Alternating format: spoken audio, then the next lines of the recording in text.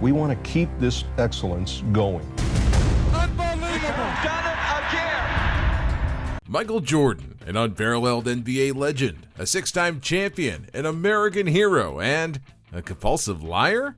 After 10 highly praised episodes of his documentary, The Last Dance, it seems MJ has quite a lot of explaining to do. Ex-teammates and even a former Chicago Tribune writer are coming out to clarify several mistakes in the documentary. Although if their claims are true, mistake would be an understatement to describe what MJ did to preserve his legacy, which, to be fair, has always been questionable for many. So in this video, we'll list down 8 of the fattest lies Michael Jordan tried to sell us in The Last Dance. But first, a simple reminder on how to enter our brand new giveaway. We will be giving away either an iPhone X Max, the new iPad mini, or a MacBook Pro. It's all your choice. So be sure to leave a like, comment the keyword, subscribe, and turn on notifications to enter the giveaway. It's really that simple. First is that Michael Jordan successfully bullied his teammates. Even before The Last Dance debuted, Michael Jordan said he thought the series would make a lot of people think he's a horrible guy.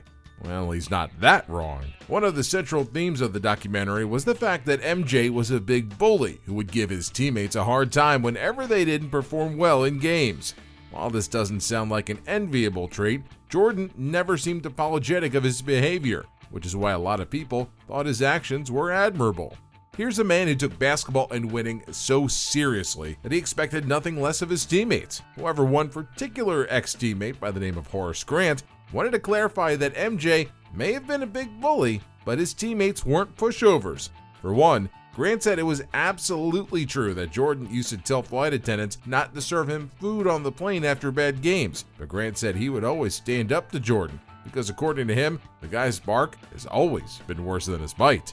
So despite Jordan's instructions, Grant would still come and ask for his food on the plane and would simply tell his teammate, "If you want it, you come and get it." Of course, Grant says MJ never moved from his seat to actually make sure Grant got no food after a bad game.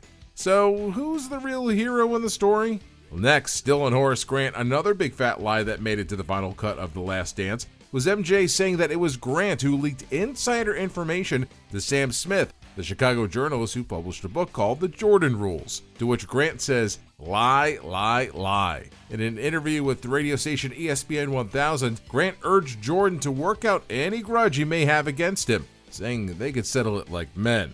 Well, for the record, the former Chicago Bull says he's always been good friends with Sam Smith. Still, he said he would never put anything personal out there, out of respect for the sanctity of the locker room. In his clapback to MJ, Horace said it's always been in his character to just cut off and destroy the character of anyone he has a grudge with. Grant went on to say that if there ever was a snitch in the Bulls locker room, it was no one but Michael Jordan himself. Here's what Horace said, minus the curse words. He said that I was the snitch, but yet after 35 years, he brings up his rookie year going into one of his teammates' rooms, seeing coke and weed and women. Why did he want to bring that up? What's that got to do with anything? I mean, if you want to call somebody a snitch, that's a snitch right there. Speaking of that, the next lie The Last Dance allegedly told was MJ claiming that every other Bull, except for himself, were doing illegal substances and hanging out with women in their hotel rooms in the 80s. He said he would walk into his senior teammates' hotel rooms as a rookie and would see things he had never seen before in his life as a young kid. That includes lines, smokers, and women hired as entertainers. Jordan said his first thought was, "I'm out." The Ringer senior reporters Joe House and Jason Concepcion says this assertion is laughable. Next is Michael Jordan's claim that he did not keep Isaiah Thomas from the Dream Team. Good as he is, Jordan has always struggled when playing against the Detroit Pistons back in the 90s. That's mostly because of Isaiah Thomas, Detroit's biggest star. He was always deliberate in dishing out some of the worst, most physical punishment against Jordan, and this led to a lot of hostility between the two over the years. It's no secret then that their feud is one of the longest running in the NBA. Come time to draft the US Dream Team that went on to win gold at the Barcelona Olympics, well, naturally Mike was picked. Shockingly, Isaiah wasn't. Now, it has always been an open secret that MJ was the main reason Thomas was overlooked, but in The Last Dance, the former MVP said he never influenced the selection committee to pick between him and the other guy. Jason Concepcion believes this story was too self-righteous to be true. Come to think about it, MJ had both the motive and the leverage to keep Thomas off the team. Even if he did not personally come up to the selection committee and say, "Hey, it's me or him," He practically sank the last nail in Isaiah's coffin when he did an interview right before the selection for the U.S. Dream Team and said he didn't care for Thomas. It may not have been a direct influence, but it would be thick, even for Mike, to claim that he had no hand in Isaiah's misfortune. Next is MJ saying he got brutal revenge for LeBradford Smith smack talk. For many years, one particular night during the 1993 season became part of the NBA's rich history and lore. According to stories, Washington ace LeBradford Smith had a little gloat after dropping a career-high 37 points on MJ one night in Chicago. Smith apparently went up to shake Mike's hand after the game and turned the tension way up by simply saying, "Nice game." Of course, such show of disrespect did crazy things to MJ's motivation, and when they met once again on the hard court the very next day, MJ prodded Smith the whole time and dropped 36 points on his rival just in the first half. He finished with 47 points overall in the win. Despite the heavy backlash, Smith has always been consistent in his claim that he would never do such a silly thing to fire up Mike's vengeful nature. 27 years later, we finally get the confirmation that Smith was telling the truth, and MJ lied to us for nearly 3 decades. Apparently the whole nice game encounter was an elaborate fantasy he made up in his mind to get enough motivation for his revenge arc. Next is MJ's repeated claim that he never pushed Brian Russell in Game 6 of the 1998 NBA Finals. Here's one thing Michael Jordan still can't bring himself to admit, even after all these years. The moment forever etched in NBA history. 10 seconds left on the game clock. MJ was all squared up against Brian Russell with the title on the line. Mike drove right, and by the time he pulled back, he was all alone for the 17-foot jumper. Naturally, he sank that title-winning basket, and the Bulls went on to celebrate their 6th championship. But even Stephen Curry, who was 10 years old and glued to his television set at home, knew something was up. There was supposed to be a whistle as Russell was pushed off at the inbound. He knew it, the fans in the stands knew it, even young Steph Curry knew it, but the final decision was made. Jordan was allowed to shoot despite the push, and 22 years later, in a documentary that focused on his last dance, MJ still couldn't find it in his heart to admit what really happened that night. You know what else Michael can't admit to this day? The next one, where Michael Jordan says he doesn't have a gambling problem. How can someone who admittedly bets on anything, large and small, flat out deny that he has a gambling problem? Well, that's the last dance for you. Here's a man who has previously admitted to suffering huge losses because of his penchant in taking up any kind of bet with anyone who is willing to take his money.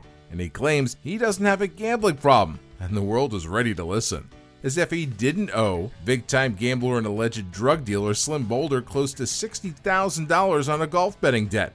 And as if the NBA didn't have to appoint a federal judge to look into his betting problem. But, yeah, sure, call it a competition problem. If there's anything we learned from that nice game fantasy that turned out to be a big fat lie, though, is that there are no limits to what MJ is willing to do to make himself believe to get into the mood for some self-congratulations. Next up, the pizza poisoning game. Now, that doesn't have quite the same ring as the flu game, but according to The Last Dance, it is more accurate. Everyone knows the tale. Jordan was actually down with the flu when he dropped 38 points to lead the Bulls against the Utah Jazz in the 1997 Finals. But 23 years after the fact, Jordan claims it was actually something else, something more sinister.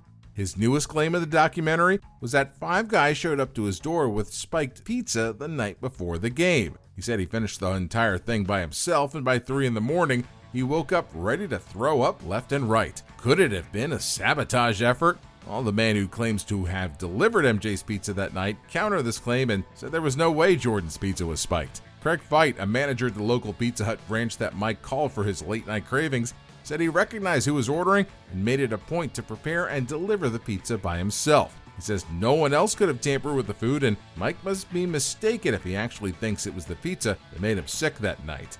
Sam Smith also called MJ's story complete nonsense. Last but not least, Michael Jordan's claim that he actually wanted to return for the 1998-1999 season. Here's another thing that former Chicago Tribune writer Sam Smith claims is complete BS. The biggest plot twist of the entire documentary was Jordan claiming he was practically forced into retirement, even though he wanted to return in '98 to have a go at a possible 7th title. He said the team wanted a rebuild instead, so he had no choice but to walk away at a time where he thought his physical and mental state were at peak. Smith, who was covering everything about the Bulls at the time, said these were all blatant lies. In the first place, Smith said it wasn't as if MJ gave anyone the power to force him into anything. The journalist has said he was in the room when Jordan waved a white handkerchief and said, "I'm done, I'm done." Mike has always been vocal about not wanting to end his career being carried out on a stretcher. Obviously, Sam Smith had no idea why Jordan would want to come out with these lies right now. So there you have it. What did you think about The Last Dance? Let us know in the comments. Thanks for watching the video.